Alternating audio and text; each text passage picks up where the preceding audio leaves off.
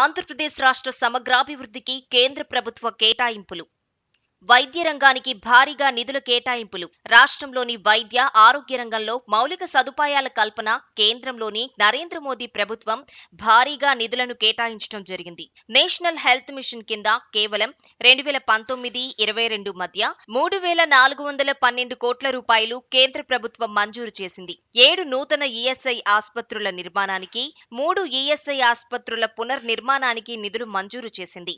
రాష్ట్రంలో national urban machine కింద పట్టణ ఆరోగ్య కేంద్రాలలో దాదాపు 6,000 పోస్టులు భర్తీ చేసింది.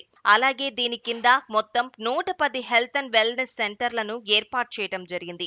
రాష్ట్రంలో వైద్య పరికరాల తయారీ పార్క్ ఏర్పాటు చేయడంతో పాటు ప్రధానమంత్రి స్వాస్థ్య సురక్ష యోజన పథకం ద్వారా విజయవాడ మరియు అనంతపురంలో వైద్య కళాశాలల అభివృద్ధికి 240 కోట్ల రూపాయలు మంజూరు చేసింది.